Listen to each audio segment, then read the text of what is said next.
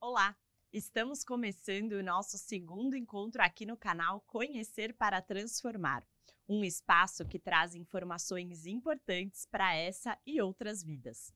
Nosso objetivo é dividir conhecimentos de qualidade que ajudem no crescimento de todos no sentido do amor e da moral. Enfim, que cada um possa sair melhor daqui do que chegou. Vamos começar o segundo episódio do livro Moral, Amor e Revelação, de Oswaldo Polidoro. Esse livro é cheio de histórias de vida, de trabalhos espirituais e ensinamentos que fazem um convite para a reflexão de como estamos vivendo. Aliás, você já parou para pensar se está no caminho certo? Se está fazendo o que deveria na sua vida?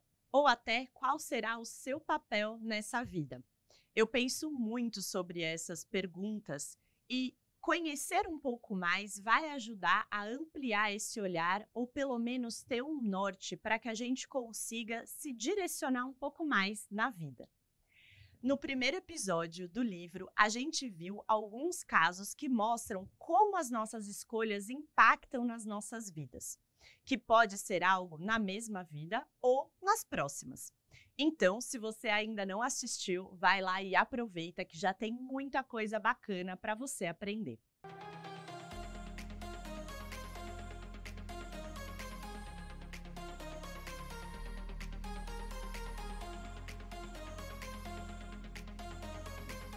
Hoje vamos ver mais dois casos do livro Moral, Amor e Revelação. O primeiro caso de hoje é sobre Véter. Véter teve uma vida com uma deficiência importante nas pernas. Passou muitas dificuldades e aos 46 anos foi retirado da carne. Ou seja, Véter morreu. Lembra que eu comentei que os 3 encarnados do livro ajudam no plano espiritual quando dormem ou estão em oração? Bom, eles vão ajudar o mensageiro no desencarne do Véter. Antes do desencarne, o mensageiro explica que Véter, em outras vidas, tinha sido um monarca que agiu contrário à lei de Deus.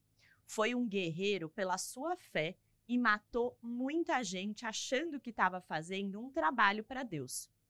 O mensageiro, então, vai falar para os encarnados sobre o caso do Véter. Depois de penar muito em outras vidas, veio agora como aleijado e viveu de esmolas. Mas, como vem de observar, se muito pedia, também muito procurava distribuir. Pediu a vida inteira e a vida inteira procurou beneficiar. Nunca teve mais do que o sustento de cada dia, porque veiculou o ganho para junto daqueles que sabia estarem muito pior do que ele. Nessa vida, Véter tinha sido bondoso com os outros. Diferente das encarnações anteriores de poder e mando, agora ele tinha ajudado muita gente. E é por isso que o mensageiro vai falar: muitos pobres e enfermos sofrerão com a sua partida. E o rei, todo coberto de crimes, surtirá no mundo espiritual como um andrajoso recuperado, são e aureolado de luz. Vejam, pois, uma vez mais, que a finalidade da verdadeira educação é o amor, sendo que o amor é a celeste epifania, é a junção do Filho no seio do Pai Divino, é o brado glorioso da virtude que eclode no âmago da eternidade. Olha só que linda essa fala. A finalidade da verdadeira educação é o amor. Os atos de amor que Véter teve ao longo da sua vida trouxe mérito espiritual. Quando desencarnou, saiu do corpo bem amparado e chegou sorridente e feliz do outro lado. Véter é recebido pelo mensageiro e eles conversam sobre conceitos muito importantes. Quando Véter questiona o mensageiro sobre qual religião ele seguia, o mensageiro vai responder o seguinte: faço questão de ser conhecedor das leis do Pai, a fim de não ser delas blasfemo.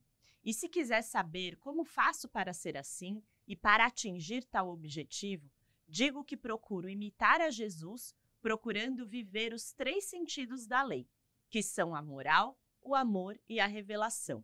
Como poderá notar, isso tudo é por verdade e não por religiosismos inventados por homens. Eu quero aproveitar esse trecho e destacar o título do livro, que é Moral, Amor e Revelação. Essas 3 palavras mostram os 3 sentidos da lei de Deus. E o livro vai explicar. Vamos ver? O primeiro sentido da lei de Deus é a moral absoluta que contém, cuja extensão vai à adoração de Deus em espírito e verdade, fato que implica na evolução total da mônada espiritual ou sua integração no grau crístico ou cósmico, acima de mundos e de formas, pois isso representa ultrapassar a lei de reencarnações ou de sujeição às injunções planetárias. Aqui, gente, vale a pena ler, reler para refletir bastante. Na nossa evolução espiritual, a gente vai desenvolvendo virtudes divinas que temos dentro de nós. Com esse desabrochamento, vamos ganhando a capacidade de sintonizar e compreender melhor essa inteligência divina que é Deus. Cabe a nós, desde já, buscar alcançar ao máximo essa sintonia, com muito respeito e agir de acordo com o nosso maior exemplo de comportamento, que foi Jesus. Jesus nos mostrou que todos nós um dia chegaremos a ser igual a Ele, um Cristo, que é grau evolutivo e não sobrenome. E como o texto coloca, vamos chegar um dia por evolução nesse grau. Agora, eu trago o segundo sentido da lei de Deus, que é o amor. O amor que encerra para todos os efeitos a síntese das conquistas evolutivas, o maior dos instrumentos de edificação, pois começando humano, confinado ou restrito ao mundo de relações humanas, ele irá crescendo, irá se avolumando até realizar na mônada espiritual a obra de sintonia ou de união com o Pai Divino. Já vimos, tanto no caso do Leonardo, que eu contei no episódio 1, como nesse caso do Véter, que o amor movimenta muito na nossa evolução espiritual. E conforme a gente vai ampliando o conceito do que é amor divino, também vamos ganhando mais consciência da sua própria potência. Porque para Deus não existe preferidos ou escolhidos, somos todos iguais e merecedores desse amor. E o terceiro sentido da lei de Deus é a revelação. A revelação que lhe foi o veículo, pois a lei foi várias vezes transmitida e retransmitida no curso dos tempos e das raças. Em sua unidade, portanto, a lei de Deus contém 3 sentidos inamovíveis, que são a moral, o amor e a revelação. Em matéria de doutrina, consequentemente, a mais perfeita será sempre aquela que mais se aproxima da lei e do divino modelo apresentado por Deus, para servir de caminho, verdade e vida. Então, a revelação funciona para ilustrar, advertir e consolar. É através da revelação que a gente recebe as verdades divinas e recebeu a lei de Deus. Pela revelação, temos a comunicação mediúnica, que funciona como um rádio ou a internet que sintoniza a gente com o plano espiritual. Por esse canal, recebemos notícias de parentes que já faleceram, orientações e muitas vezes entendemos melhor o que está acontecendo, além de sermos alertados. Agora, voltando ao caso do Véter, vamos ver como acontece o processo de desencarne quando a gente vai para o outro lado. O mensageiro comenta no livro: como acontece com todos os recém-desencarnados, importa ficar primeiro em local menos intenso para efeito de ambientação vibratória. O desencarne é definitivo, não é como uma viagem astral dos encarnados que o amparo dos guias harmoniza e não deixa haver choque. Aquele que é desligado do seu corpo necessita de auto-harmonização e deve realizá-la em si. É por isso que, mesmo no caso dos grandes instrutores, importa fazer estágio num plano menos intenso. Ali, as células do seu corpo astral se adaptam e ele se apresenta com isso para galgar o local de direito. Eu acho muito interessante de ver como todo esse cuidado e toda essa inteligência existe no lado espiritual.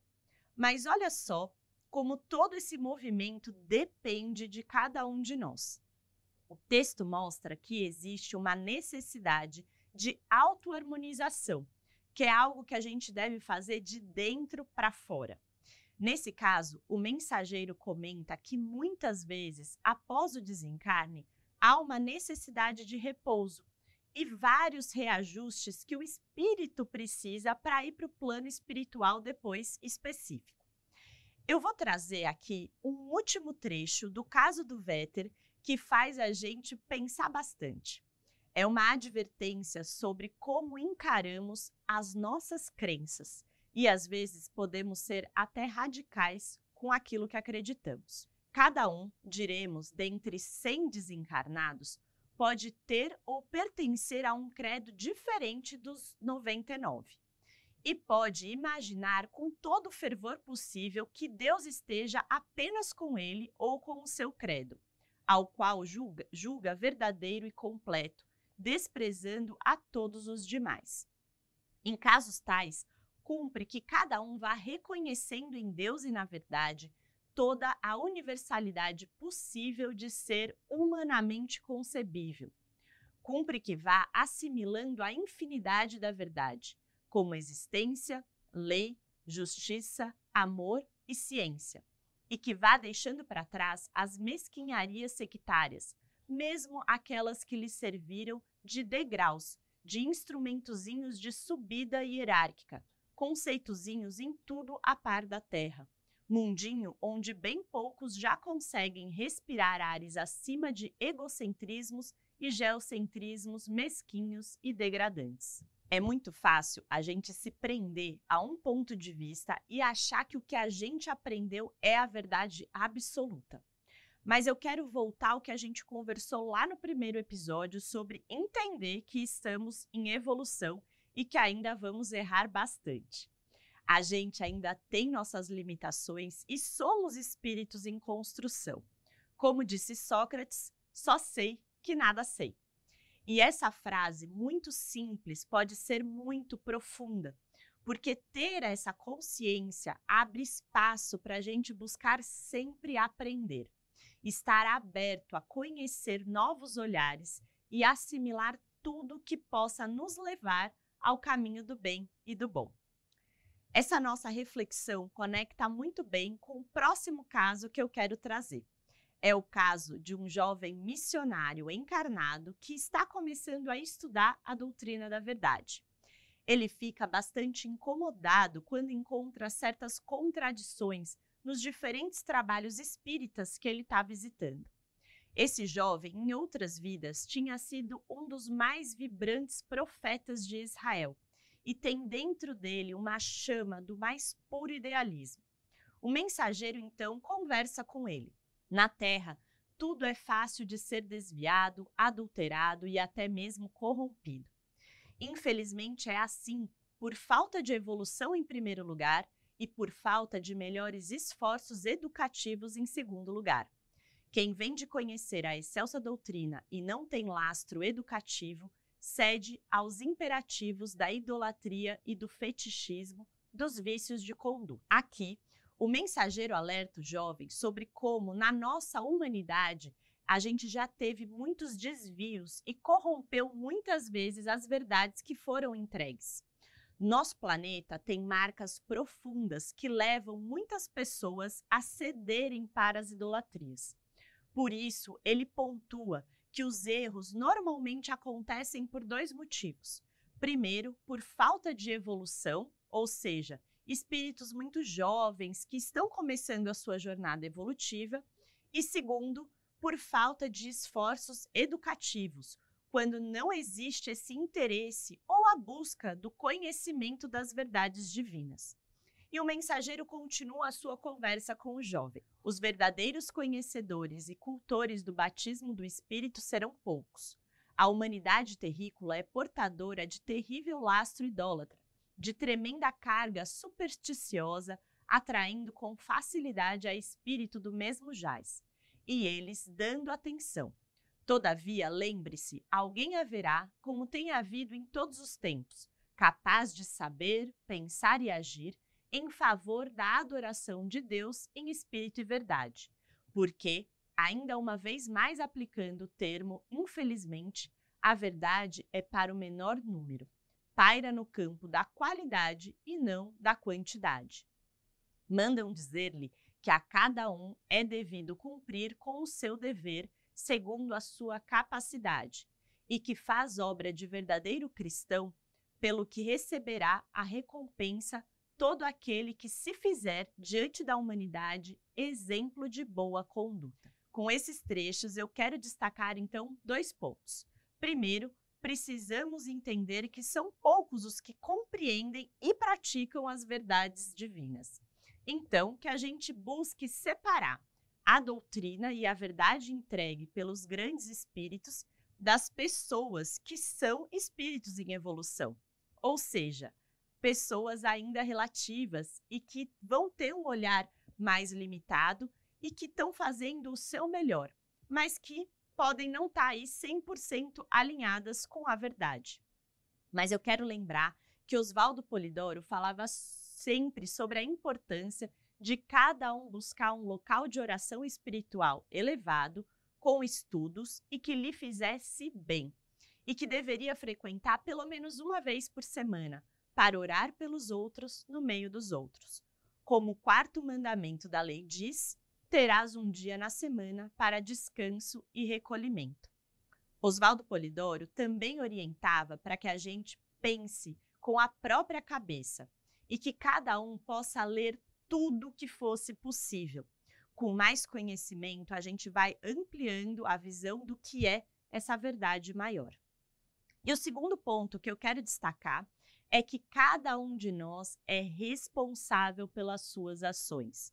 Como o texto mostra, que a gente busque ser exemplo de boa conduta. Se cada um de nós tiver essa intenção e buscar de forma honesta e verdadeira ser pessoas mais fraternas e amorosas, eu tenho certeza que o mundo vai caminhar para um lugar melhor. Pode ser que não seja aí tão rápido, mas pelo menos cada um de nós vai estar fazendo a sua parte. No nosso próximo episódio, eu vou contar um caso que ilustra a importância da humildade e do amor. Teonildo foi um grande religioso e teve boas ações na vida, mas quando desencarna, a gente vai ver que ele ainda tem muita coisa para aprender.